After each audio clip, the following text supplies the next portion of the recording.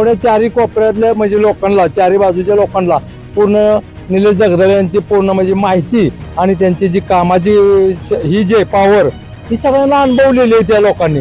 तर त्याच्यातून माध्यमातून म्हणलं तरी पंचायत समितीला जर ते ही झालेच होणार ही गॅरंटी आहे, त्याचा काही विषयच नाही. तर ते भरपूर आणखीन जी कामं काय राहिलेली आहेत ती कामं जी काय राहिली आमची ती हक्कानं करतील. तुमचं स्वागत आहे. काय काय सांगालच्या खास एपिसोडमध्ये कशा पद्धतीने आंबोडेकरांना वाटतं की या माध्यमातून काय वाटतं तुम्हाला की आंबोडे गावामध्ये कशा पद्धतीने फंड आला, काय वाटतं विकास कामं झाली का, थोडक्यात काय सांगाल?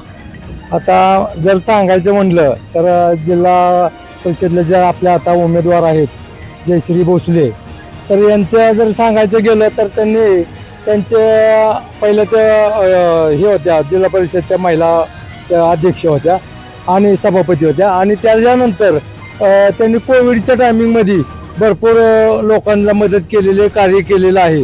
आणि जेव्हा दुष्काळ पडला त्या दुष्काळाच्या टायमिंगमध्ये त्यांनी स्वतःच्या खर्चानं स्वतःच्या टँकरनी त्या भाडळ खोऱ्यातल्या किंवा सातारच्या इकडे साईडला ज्या ज्या गावातला पाणी पुरवठा कमी होता त्या भागाला पाणी पुरवठा त्यांनी केलेला आहे.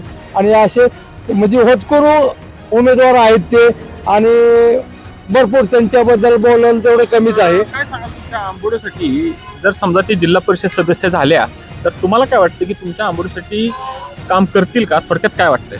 आता बघा त्यांची जी पहिली जी कर्तुक आहे ती पुढच्या जे म्हणजे ज्यांनी ते काम जे केलेलं आहे त्याचा अंदाज जर काढला, आम्ही समोर बघितलेला आहे त्यांना काम करताना वगैरे. त्यांचे उद्योग म्हणजे पती बी त्यांचे उद्योगपती आहेत, म्हणजे चांगला उद्योगधंदा त्यांचा भरपूर आहे. तर ह्याच्यावरती आम्ही सांगू शकतो की जसं तिकडे काम केलंय ना तसं इकडं काम करतील ही गॅरंटी आहे. आणि लोकांना आम्ही ते सांगू शकतो की हे बाबा हक्कानं की हे काम करतायत, राजू काका करतील असं वाटतं? राजू काका करतील ही गॅरंटी आहे. काय वाटतं तुम्हाला तुमच्या गावातूनच एक चेहरा येऊ टाकताय की कशा पद्धतीने युवकांचा चेहरा म्हणून निलेश जगदाळे समोर येतात आणि शशिकांत शिंदेचे खंदे समर्थक आणि उजवा हात मानला जातो निलेश जगदाळे, आणि काय सांगाल तुम्ही थोडक्यात यांच्याबद्दल की ते निवडून आल्यानंतर काम करतील का तुमचं, कशा पद्धतीने पंचायत समितीचा ते पुढं कार्यकाळ घालवतील? आता कसं तुम्ही जे बोलला आता एक शब्द बोलला की शशिकांत शिंदे साहेबांचे उजवा हात आहेत, अक्षरशः आहेतच ते.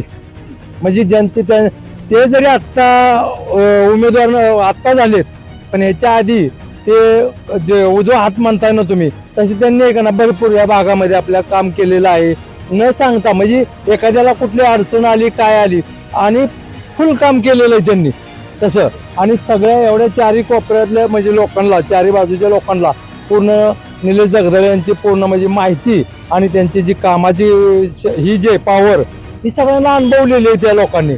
तर त्याच्यातून माध्यमातून म्हणलं तरी पंचायत समितीला जर ते ही झालेच होणार ही गॅरंटी आहे, त्याचा काही विषयच नाही. तर ते भरपूर आणखीन जी कामं काय राहिलेली आहेत ती कामं जी काय राहिली आमची ती हक्कानं करतील आणि राहिलेली सुद्धा आम्ही राजेंद्र काकांच्या त्यांच्या माध्यमातून करून घेणार आहोत. तुम्ही काय सांगाल, गेल्या अनेक वर्ष निलेश जगदाळे हे समाजकार्यासाठी काम करतात, विविध माध्यमातून शशिकांत शिंदेकडून वेगवेगळे फंड तुमच्या गावासाठी आणतात, गोरगरिबांना मदत करतात, काय सांगाल त्यांच्याविषयी थोडक्यात पंचायत समितीच्या माध्यमातून? निलेश बद्दल बोलायचं झालं तर निलेश बद्दल एकच वाक्यात सांगतो मी, निलेश सारखा तरुण वयात नेता होणे, तरुण वयात नेता त्याच्यासारखा कोणी होणार नाही, त्याच्यासारखा शांत संयमी नेता आमच्या तर गावाला मिळणे आवश्यकच आहे. निलेशनं महत्त्वाचं म्हणजे मुलांच्यासाठी, मुलांच्या ॲडमिशनची कामं तुम्हाला सांगतो, आम्ही साहेबांच्या माध्यमातून, शशिकांत शिंदे साहेबांच्या माध्यमातून मुलांच्यासाठी कुस्तीच्या खेळासाठी जी मॅट घेतलेली आहे त्या मॅट घेतल्यामुळं आमच्या गावातून आत्ता उझबेकिस्तानला रवींद्र नाना यांची मुलगी कुस्तीचं सिल्वर मेडल घेऊन आली. या गोष्ट आमच्यासाठी अभिमानास्पद आहे. त्या गोष्टीसाठी आम्ही निलेश आणि शशिकांत शिंदे साहेब यांचा आम्ही खूप खूप आभार मानतो. तुम्ही काय सांगाल, निलेश जगदाळेच्या माध्यमातून जर बोलायचं झालं तर एक युवकांचा चेहरा म्हणून तो पुढे येतोय, पंचायत समितीला मागेही उभे राहिले होते आणि यंदाही उभे राहिले, काय वाटतं तुम्हाला निलेश जगदाळे विषयी थोडक्यात काय सांगाल एक गावकरी म्हणून? म्हणलं निलेश जगदाळेंचं नाव समोर आहे आणि राहिला गोष्ट पाठीमागल्या वेळचा, तर पाठीमागल्या वेळेस जरा अनुभव कमी पडला जरा म्हणजे तरुण पोरांचीच फळी पाठीमाग होती. आता अनुभवाची बोल आहेत. एक 10-15 वर्ष झाली, मला वाटतं 10 वर्ष झाली. अनुभव मोठा आहे आणि अनुभवातून काही शिकता येतं, त्यामुळे पुढे जाण्याचे चान्सेस आहेत. काय वाटतं तुम्हाला की जिल्हा परिषदेच्या माध्यमातून जयश्री काकींनी आणि निलेश जगदाळेंनी पंचायत समितीच्या माध्यमातून काय अजून गावात विकास केला पाहिजे? थोडक्यात काय वाटतं की आंबोड्याला या गोष्टीची कमी आहे आणि ते केलं पाहिजे आणि तुम्ही त्यांच्याकडून पाठपुरावा करून ते करून घेतात, असे एक गावकरी म्हणून, आंबोडीचे गावकरी म्हणून काय वाटतं? आता आमच्या इथं लक्ष्मी मंदिराचं तर काम पूर्ण झालेलं आहे शशिकांत शिंदे साहेबांच्या माध्यमातून. तर आता काय फक्त महादेवाचं मंदिर एक आहे आमचं, ते एक हे झालं पाहिजे.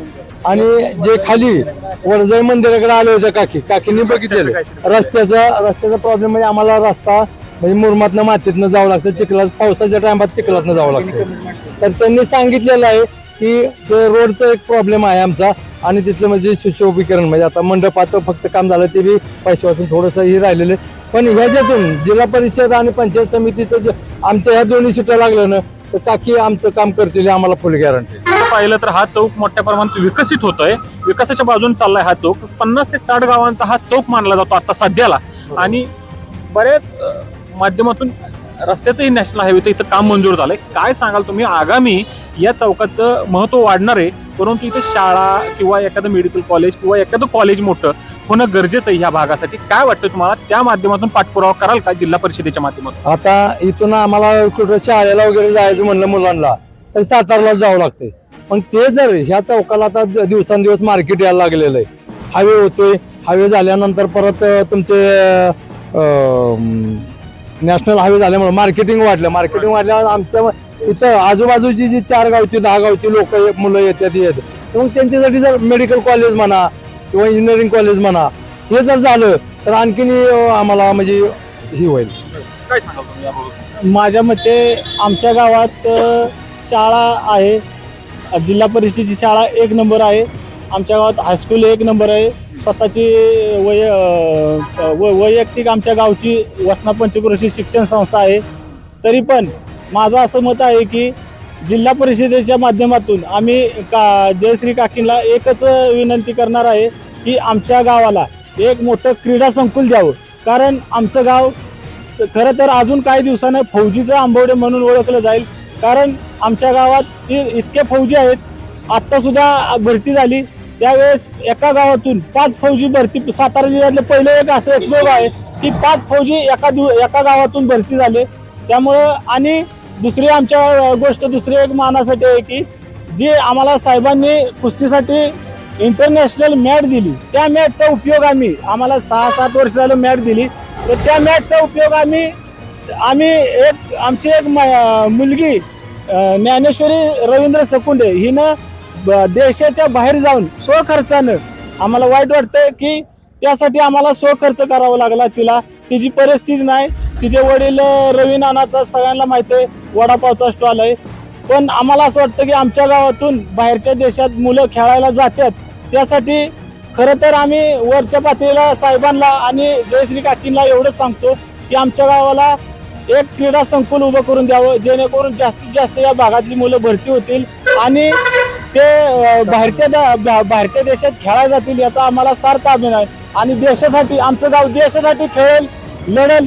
आमच्या गावाच्या रक्तात तेवढं खेळणं आणि लढणं आहे.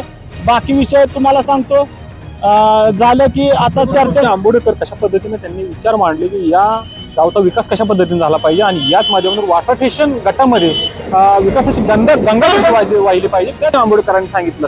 आणि याच माध्यमातून आढावा घेतलाय आपण थेट आंबोडे या गावातून. काय सांगाल, या चॅनलला सबस्क्राईब करा आणि लाईक करा आणि अशाच विविध या वाटरटेशन व पिंपोडे गटातील बातम्या ऐकण्यासाठी लाईक करा.